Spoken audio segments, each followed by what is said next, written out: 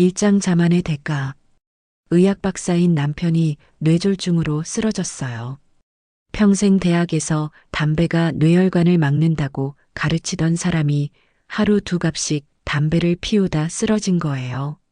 그런데 이 남편 17년이 지난 지금 후유증 하나 없이 강단에 서 있어요.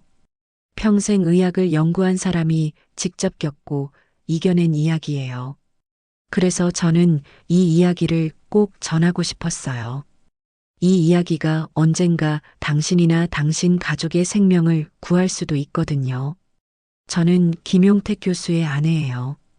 사람들은 저를 박여사라고 부르지만 그냥 평범한 주부였어요.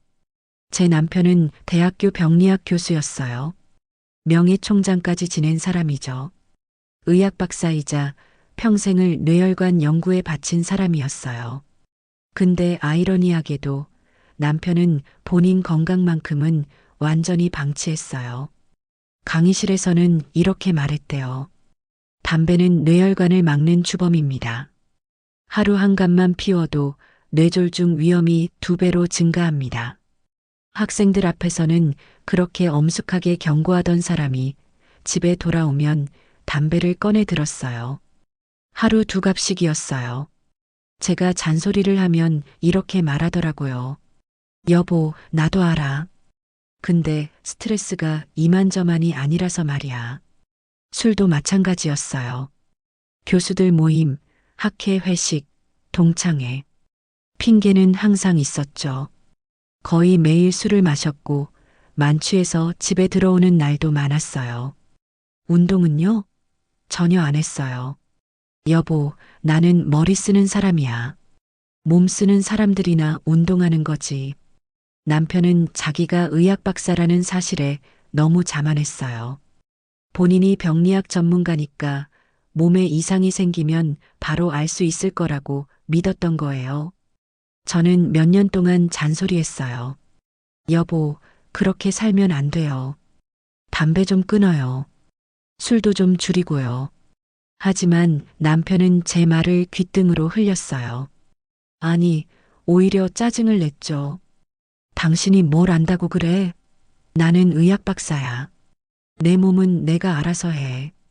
그 말을 들을 때마다 화가 났지만 저는 어쩔 수 없었어요.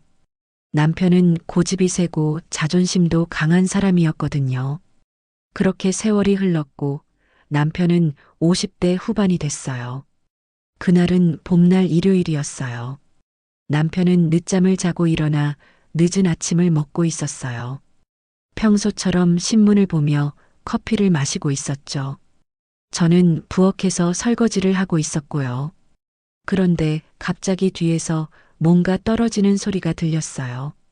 돌아보니 남편이 숟가락을 놓친 채 멍하니 앉아 있었어요. 여보, 괜찮아요? 제가 물었지만 남편은 대답이 없었어요. 그냥 허공을 바라보고 있었죠. 뭔가 이상했어요. 평소의 남편이 아니었거든요. 저는 급하게 남편에게 다가갔어요. 그리고 남편의 얼굴을 보는 순간 온몸에 소름이 돋았어요. 남편의 얼굴 한쪽이 이상하게 굳어 있었거든요. 입꼬리가 한쪽으로 처지고 눈도 제대로 뜨지 못하는 것 같았어요. 여보, 김 교수님. 제가 남편을 흔들었지만 남편은 그저 한쪽 손을 들어 자기 얼굴을 만져봤어요. 그리고 힘없이 중얼거렸죠. 여보, 이상해. 뭔가 심각한 것 같아. 목소리가 제대로 나오지 않았어요. 어느라고 떨리고 있었죠. 여보, 무슨 소리예요? 어디가 아파요? 말이 잘 안 나와. 손도 힘이 안 들어가고 남편은 한쪽 팔을 들어 올리려고 했지만 제대로 올라가지 않았어요. 그때 남편이 일어나려고 했는데 중심을 잡지 못하고 비틀거리더니 그대로 옆으로 쓰러졌어요. 여보, 제가 급하게 남편을 붙잡았어요. 남편은 제 팔에 기댄 채 가쁜 숨을 몰아쉬었죠. 빨리 병원 가야 해. 남편의 얼굴이 창백해졌어요. 정확히 뭔지는 모르지만 뇌에 뭔가 심각한 문제가 생긴 걸 본능적으로 느낀 거예요. 저는 그 순간 머릿속이 하얗게 비었어요.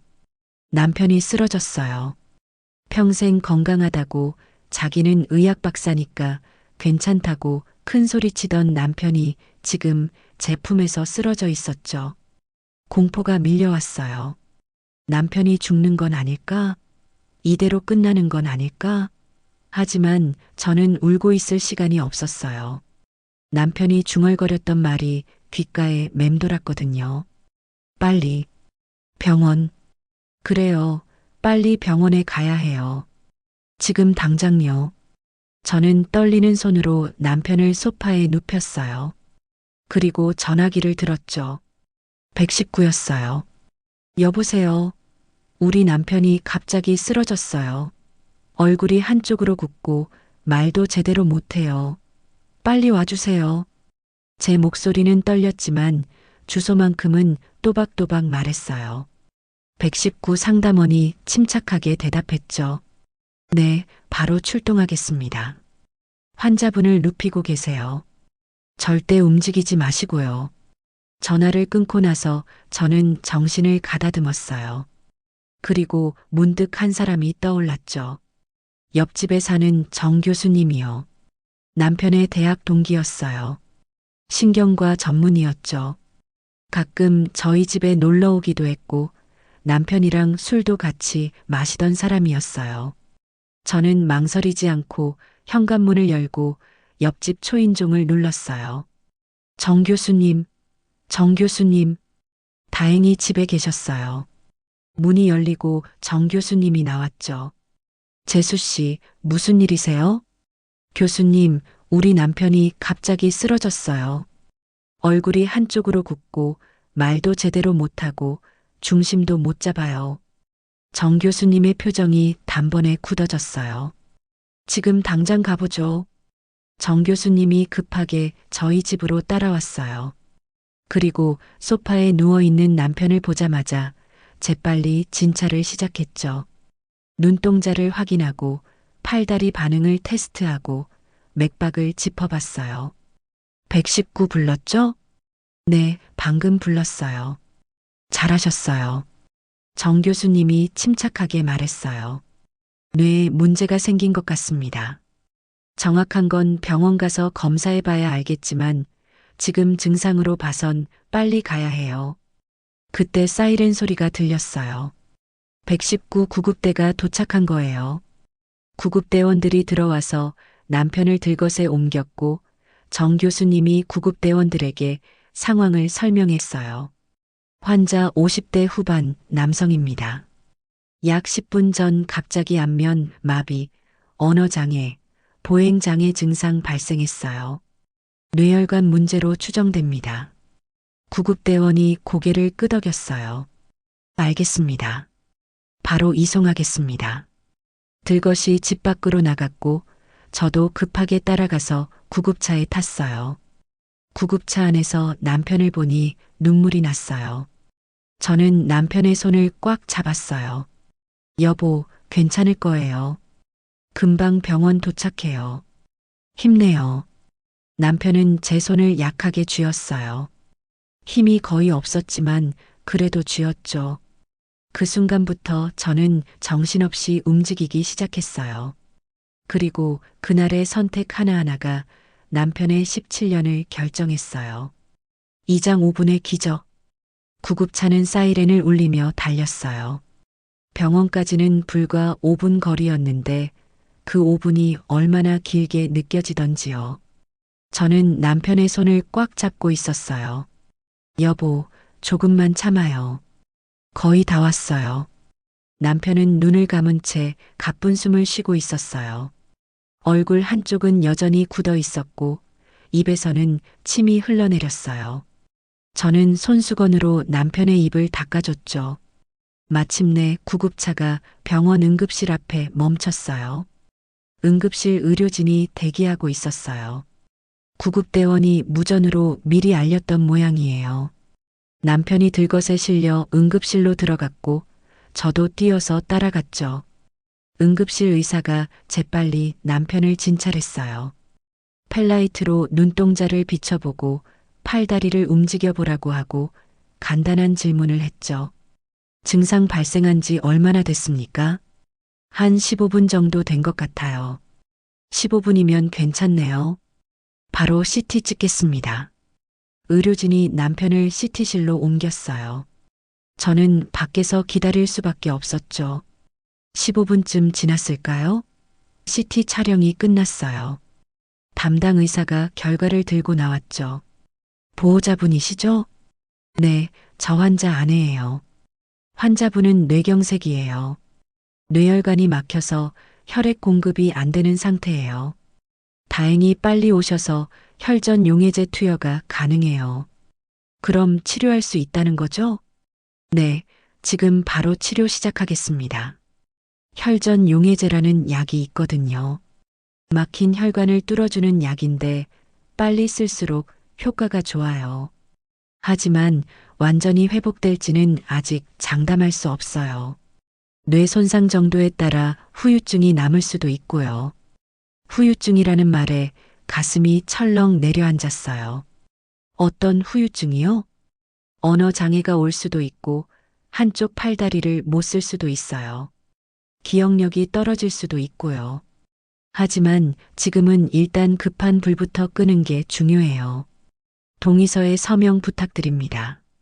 저는 떨리는 손으로 동의서에 서명했어요. 남편은 곧바로 중환자실로 옮겨졌어요. 혈전 용해제 치료를 받기 위해서였죠. 저는 중환자실 밖 의자에 앉아 기다렸어요. 2시간쯤 지났을까요? 중환자실 문이 열렸어요. 담당 의사가 나왔죠. 보호자분, 일단 치료는 잘 됐어요. 혈전 용해제 투여했고 막혔던 혈관이 다시 열렸어요. 지금은 안정적인 상태고요. 그럼 깨어날 수 있나요? 네, 곧 의식 회복될 거예요. 하지만 완전히 회복되려면 시간이 필요해요. 재활 치료도 받아야 하고요. 후유증은요? 아직은 알 수 없어요. 일단 의식이 돌아오고 며칠 지켜봐야 알 수 있어요. 최선을 다하겠습니다. 저는 고개를 숙여 인사했어요. 감사합니다, 선생님. 그날 밤 남편은 중환자실에서 하룻밤을 보냈어요. 저는 중환자실 밖 보호자 대기실에서 밤을 새웠죠. 잠이 올 리 없었거든요. 새벽 5시쯤 간호사가 나왔어요. 보호자분, 환자분 깨어나셨어요. 저는 벌떡 일어나 중환자실로 들어갔어요. 남편이 침대에 누워 눈을 뜨고 있었어요. 산소 마스크를 쓰고 있었고 온몸에 선이 연결되어 있었죠. 여보, 제가 남편의 손을 잡았어요. 남편이 저를 쳐다봤어요. 여보, 말이 제대로 나오지 않았어요. 하지만 저를 알아봤어요. 남편의 눈에서 눈물이 흘렀죠. 아마 자기가 살았다는 걸 깨달은 모양이었어요. 저도 눈물이 났어요. 하지만 참았죠. 지금은 울 때가 아니었으니까요. 담당 의사가 회진을 왔어요. 환자분, 제 말 들리세요? 남편이 고개를 끄덕였어요. 오른손 들어보세요. 남편이 오른손을 들었어요. 천천히 떨리면서요. 하지만 들었어요. 왼손도요. 왼손도 들었어요. 오른손보다는 약하지만 움직였어요. 의사가 만족스럽게 고개를 끄덕였어요. 다행이에요. 운동 기능은 어느 정도 살아있네요. 언어 기능은 조금 회복이 필요하겠지만 재활 치료 받으시면 좋아질 거예요. 그럼 후유증은 크지 않은 거예요? 아직은 단정할 수 없어요. 하지만 초기 대응을 정말 잘하셨어요. 저는 가슴을 쓸어내렸어요. 남편은 일주일 동안 중환자실에 있었어요. 그동안 상태는 점점 좋아졌어요. 말도 조금씩 나오기 시작했고 팔다리도 움직일 수 있었죠. 일주일 후 남편은 일반 병실로 옮겼어요. 그날 오후 옆집에 사는 정 교수님이 병문안을 왔어요. 김 교수 어때? 많이 좋아졌네. 응, 고마워. 죽다. 살았어. 재수 씨는 어디 갔나? 응, 필요한 게 있어서 뭐 좀 사온다고. 내가 쓰러지고 재수 씨가 많이 놀랐어. 그래도 구급차를 빨리 불러서 다행이었지. 이제 열심히 재활하면 금방 좋아질 거야. 힘내라. 정 교수님이 돌아간 후 그날 저녁 남편이 저한테 얘기했어요. 여보. 왜요, 여보? 내가 잘못했어. 제대로 자신도 관리 못하면서 애들을 가르쳤다니 부끄럽네. 남편의 눈에서 또 눈물이 흘렀어요. 저는 남편의 손을 꽉 잡았어요. 알았어요. 이제부터 잘하면 되죠. 그게 제일 중요해요. 남편이 고개를 끄덕였어요. 응, 그래. 이제 한 번 더 사는 인생이니 내 몸 제대로 관리해야지. 저는 남편을 믿었어요. 정말로 바뀔 거라고요. 하지만 그때는 몰랐어요. 남편이 얼마나 철저하게 바뀔지를요. 그리고 그 변화가 17년을 지속할 거라는 것도요. 진짜 싸움은 지금부터였어요. 3장 17년의 싸움. 남편이 퇴원한 건 2달 후였어요. 병원에서 재활 치료를 받으면서 조금씩 나아졌지만 여전히 혼자서는 걷기 힘들었어요. 퇴원하는 날 남편은 휠체어를 타고 나왔죠. 여보, 괜찮아요. 천천히 하면 돼요. 알아. 미안해. 남편의 목소리에는 좌절감이 묻어났어요. 평생 건강하게 살았던 사람이 휠체어를 타게 됐으니까요. 집에 돌아온 첫날 남편은 집 안에 있던 담배를 전부 모았어요. 서재, 책상, 서랍, 거실, 소파 및 베란다 구석. 숨겨놨던 담배가 한 보따리였어요. 남편이 그걸 전부 쓰레기 봉투에 담았죠. 여보, 이거 다 버려줘. 정말 괜찮아요. 그러게. 이젠 안 피울 거니 치워야지. 술도 마찬가지였어요. 집에 있던 술을 전부 처분했죠. 30년 넘게 피우고 마시던 걸 단번에 끄는 거예요. 저는 남편을 침대에 눕혔어요. 그리고 퇴원할 때 의사 선생님이 알려준 재활 운동을 시작했죠. 누워서 다리 들어 올리기, 팔 벌렸다 오므리기, 그런 간단한 동작들이요. 여보, 조금만 더 해봐요. 힘들어. 다리가 말을 안 들어. 괜찮아요. 천천히요. 하루에 3번씩 했어요. 아침, 점심, 저녁으로요. 처음엔 5번 반복하는 것도 힘들어 했어요. 땀을 뻘뻘 흘리고 숨을 헐떡거렸죠. 일주일쯤 지나자 남편이 침대에서 일어나 앉을 수 있게 됐어요. 그리고 이틀 후엔 침대 옆에 서는데 성공했죠. 물론 제가 부축했지만요. 여보, 대단해요. 벌써 설 수 있잖아요. 아직 멀었어. 걷지도 못하는데 금방이에요. 조금만 더 힘내요. 그렇게 보름이 지났을 때 남편이 처음으로 걸었어요. 제 팔을 잡고 벽을 짚으면서요. 침대에서 화장실까지 불과 5m였지만 남편한텐 엄청난 거리였죠. 여보, 나 걸었어. 그래요, 여보. 잘했어요. 저는 눈물이 났어요. 남편도 울고 있었어요. 그렇게 우리는 둘이서 한참을 울었죠. 한 달쯤 지나자 남편은 지팡이를 짚고 집 안을 돌아다닐 수 있게 됐어요. 느렸지만 혼자서 움직일 수 있었죠. 화장실도 혼자 가고 거실까지 걸어갈 수 있었어요. 그 사이 식단도 완전히 바뀌었어요. 저는 요리책을 여러 권 샀어요. 뇌혈관 건강에 좋은 음식, 혈압을 낮추는 음식. 그런 책들이요. 그리고 공부하듯이 읽었죠. 소금을 줄여야 한대요. 짜게 먹으면 혈압이 올라간대요. 알았어. 싱겁게 해도 괜찮아. 저는 소금을 확 줄였어요. 원래 우리 집 음식은 좀 짜게 먹는 편이었거든요. 특히 남편이 짠 음식을 좋아했는데 이젠 참아야 했죠. 처음 해준 미역국이 기억나요. 소금을 거의 안 넣었거든요. 남편이 한 숟갈 떠먹더니 표정이 굳었어요. 여보, 맛없죠? 죄송해요. 아니야. 괜찮아. 이게 맞는 거지. 남편은 그 싱거운 국을 끝까지 다 먹었어요. 한 번도 불평하지 않았죠. 고기도 줄이고 생선을 자주 해줬어요. 고등어가 뇌혈관에 좋다고 해서 일주일에 3번은 고등어를 구웠어요. 처음엔 비린내를 싫어하던 남편이 나중엔 고등어가 이렇게 맛있었나 라고 하더라고요. 현미밥도 시작했어요. 백미보다 현미가 혈당 조절에 좋다고 해서요. 밥이 딱딱하다고 했지만 금방 적응했어요. 그렇게 3달이 지났을 때 남편이 처음으로 집 밖에 나갔어요.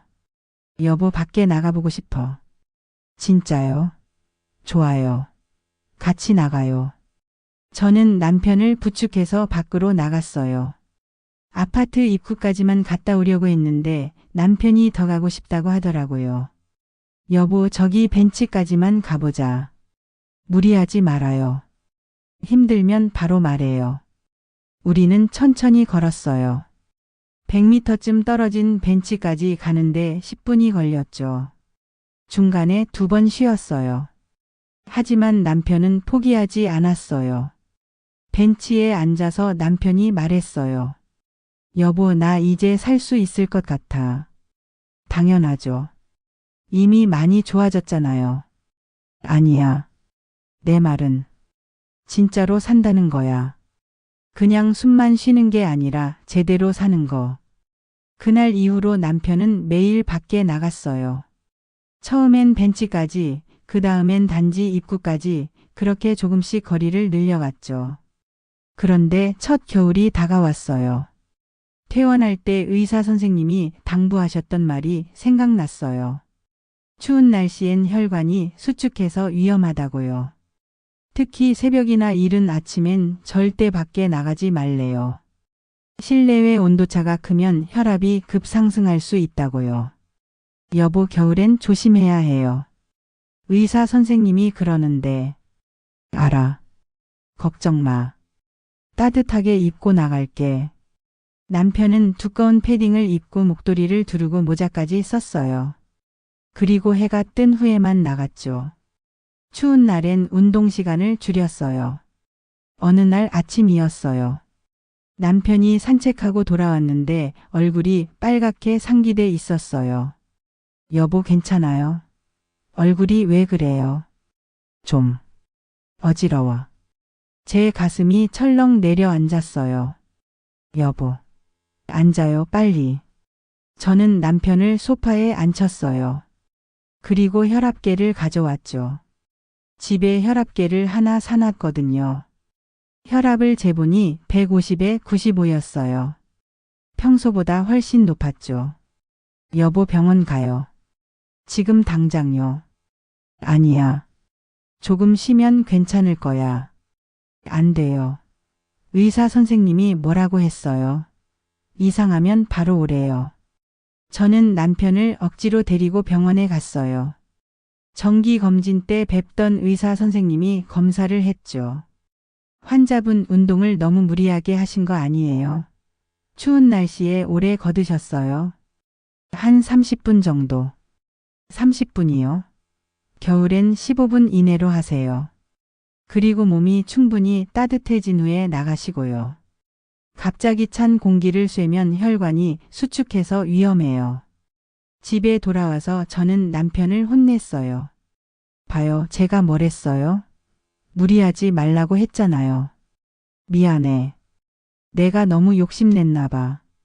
여보, 빨리 회복하고 싶은 마음은 알아요. 근데 천천히 해야 해요. 급하게 하다가 다시 쓰러지면 어떡해요? 알았어. 이제 정말 조심할게. 그날 이후로 남편은 더 조심했어요. 겨울엔 짧게, 여름엔 아침 일찍이나 저녁에 운동했죠. 여름엔 또 탈수가 위험하다고 해서 물을 자주 마셨어요. 그렇게 계절이 바뀌고 또 바뀌었어요. 봄이 오면 벚꽃을 보러 갔고, 여름이 오면 이른 아침에 걸었고, 가을이 오면 단풍을 보러 갔고, 겨울이 오면 짧게 걸었어요. 어느새 남편은 지팡이 없이도 걸을 수 있게 됐어요. 천천히지만 혼자서 걸었죠. 말도 거의 정상으로 돌아왔어요. 가끔 단어가 막히긴 했지만 일상 대화는 문제 없었어요. 그리고 남편은 대학에 복귀했어요. 처음엔 연구실에만 나갔어요. 강의는 아직 힘들었거든요. 하지만 동료 교수들을 만나고 학생들을 지도하고 논문을 쓰기 시작했죠. 여보, 오늘 학생들이 날 보고 깜짝 놀라더라. 이렇게 빨리 회복할 줄 몰랐대. 당연하죠. 여보가 얼마나 열심히 했는데요. 남편의 얼굴에 생기가 돌았어요. 다시 교수로 돌아간 게 정말 기뻤나 봐요. 그런데 남편은 멈추지 않았어요. 금연, 금주, 운동, 식단 관리. 단 하루도 빠뜨리지 않았죠. 명절에 친척들이 술을 권해도 거절했고 교수 모임에서 담배를 권해도 거절했어요. 김 교수 한 잔만 해요. 이제 괜찮잖아요. 아니에요. 저는 이제 절대 안 마십니다. 남편은 단호했어요. 예전의 남편이 아니었죠. 그렇게 시간이 흘렀어요. 계절이 지나고 또 지나고 또 지났어요. 남편은 단 한 번도 재발하지 않았어요. 정기 검진을 받을 때마다 의사 선생님이 감탄했죠. 환자분 이렇게 철저하게 관리하시는 분은 처음 봅니다. 정말 모범 사례예요. 남편은 이제 완전히 다른 사람이 됐어요. 의학 박사로서 지식은 있었지만 실천하지 않던 사람이 이제는 지식을 완벽하게 실천하는 사람이 된 거죠. 그리고 그 실천은 지금까지 계속되고 있어요. 사장 70대의 역전승. 우리는 이제 몇 년 뒤면 80을 바라봅니다. 남편이 쓰러진 게 50대 후반이었으니까 벌써 17년이 넘게 지난 거예요. 17년 동안 남편은 단 한 번도 재발하지 않았어요. 후유증도 없고요. 얼마 전 남편이 강단에 다시 섰어요.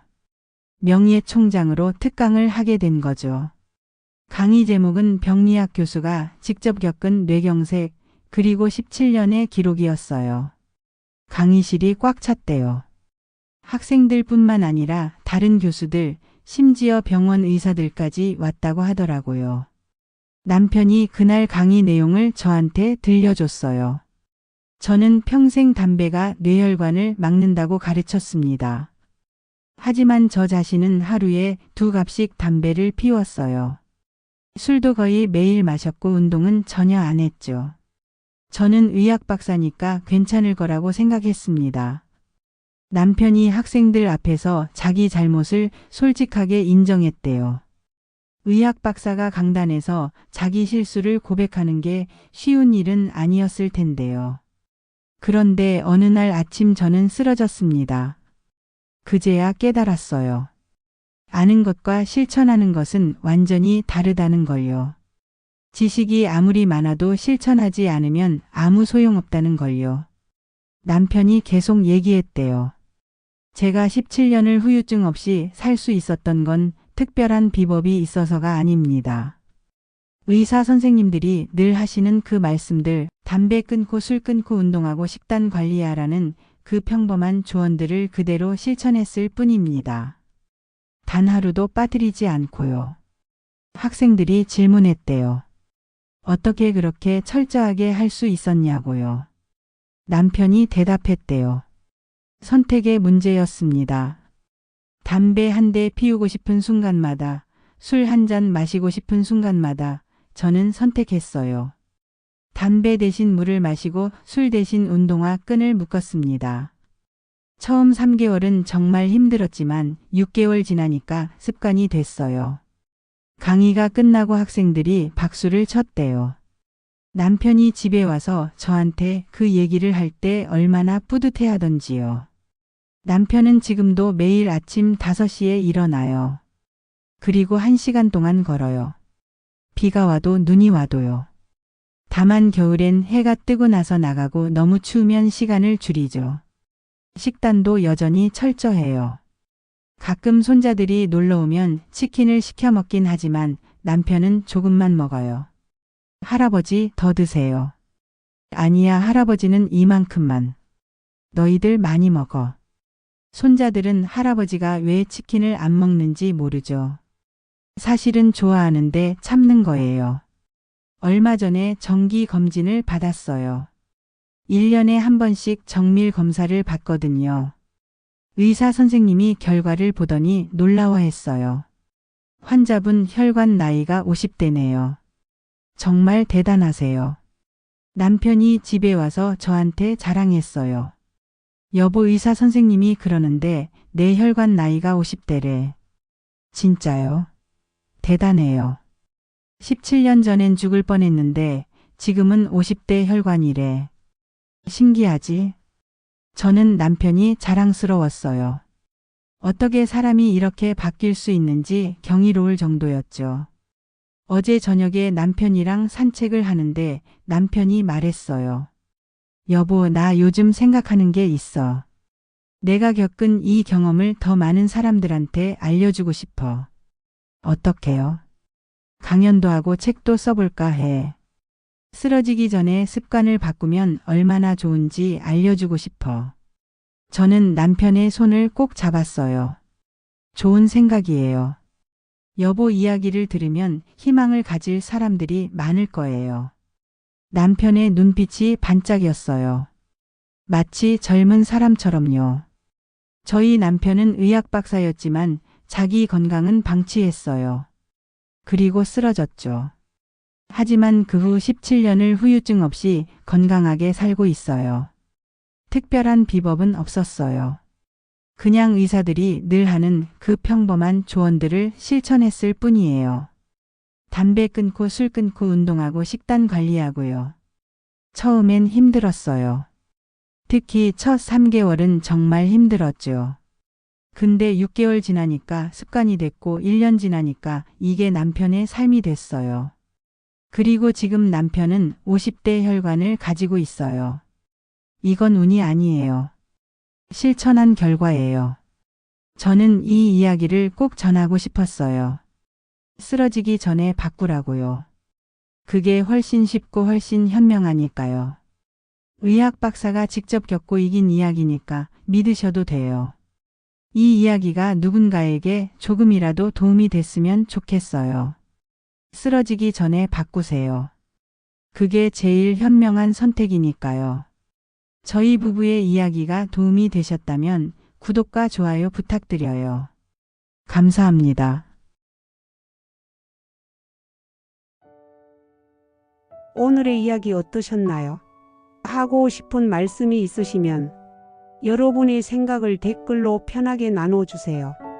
여러분들의 글과 성원이 더 많은 분들께 위로가 될 수 있도록 공유해 주신다면 여러분의 일상에도 기분 좋은 일들이 찾아올 거예요.